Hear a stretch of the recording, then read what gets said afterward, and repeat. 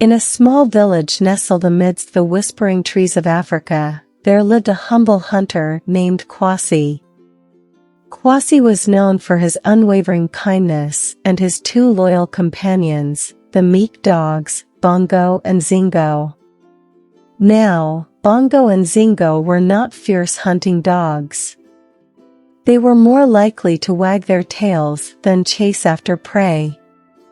But Quasi loved them dearly, and they followed him everywhere, their floppy ears bouncing in rhythm with his footsteps. Quasi's fellow hunters often teased him, laughing at his empty traps and his two loyal dogs, Bongo and Zingo, who were more likely to wag their tails than catch any prey. "Look at Quasi," they'd say, "with his lazy dogs who can't catch a thing." Despite their ridicule, Quasi remained steadfast, believing that someday the gods would smile down on him. Even though Quasi paid them no mind, his traps remained empty, and his family went hungry. One day, as the sun dipped low, Quasi sat by the fire in front of his hut, pondering his predicament. "Perhaps I am the most unlucky hunter in the whole of this village," Quasi said to himself. "My traps are always empty. My fellow hunters mock me and my dogs, but I love my dogs.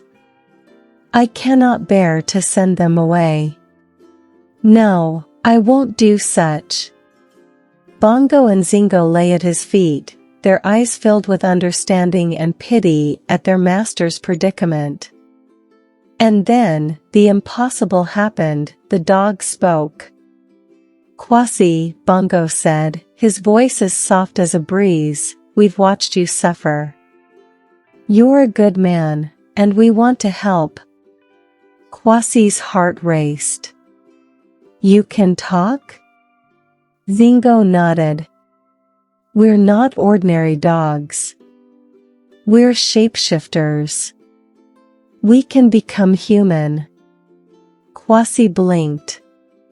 "Why didn't you tell me before?" "We needed your promise," Bongo explained.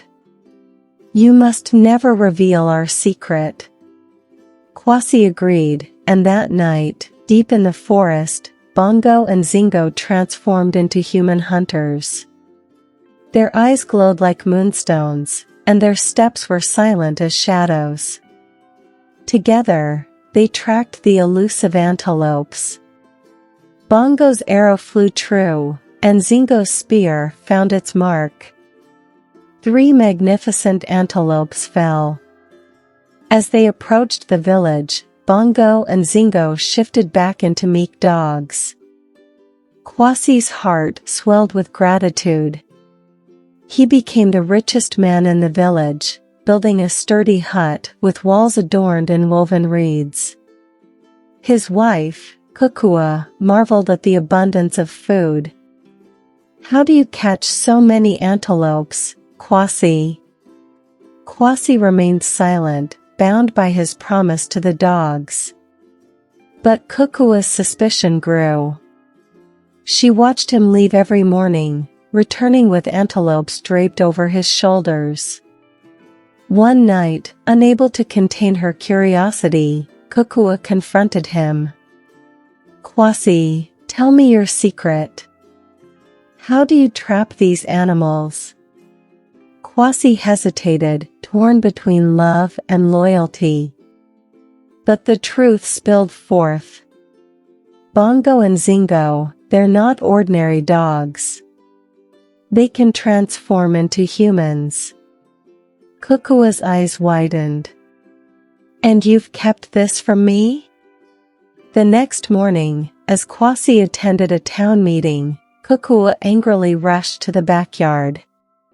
Her anger flared as she stood in the backyard, her hands trembling. She found Bongo and Zingo basking in the sun. Furious, she poured water over them. "You wicked dogs," she shouted, her voice echoing through the palm trees. "You watch me toil while you feast. You watch me cook, sweep, and fetch water, And not once did it occur to you to transform into humans and help me with the house chores?" Bongo and Zingo lowered their heads, their eyes filled with sadness. They knew that Quasi had betrayed their trust, and now Kukua had done the same. When Quasi returned from the meeting, they told him everything. When Quasi learned about Kukua's impulsive act of pouring water on Bongo and Zingo, he felt a mix of disappointment and regret. He knew that he had betrayed the dogs' trust by revealing their secret. "We'll never transform again," Bongo said sadly. And so, Quasi went back to his days of catching little or nothing. Kukua realized the gravity of her actions. She regretted pouring water on Bongo and Zingo, knowing that she had betrayed their trust. From that day forward, she treated them with kindness, making amends for her impulsive act. Bongo and Zingo forgave her. They ensured that Quasi caught enough meat for his family to never go hungry. But his days of being a prosperous hunter were over. And if you visit Quasi's hut today, you'll find Bongo and Zingo curled up by the fire, their eyes filled with forgiveness and love for Quasi.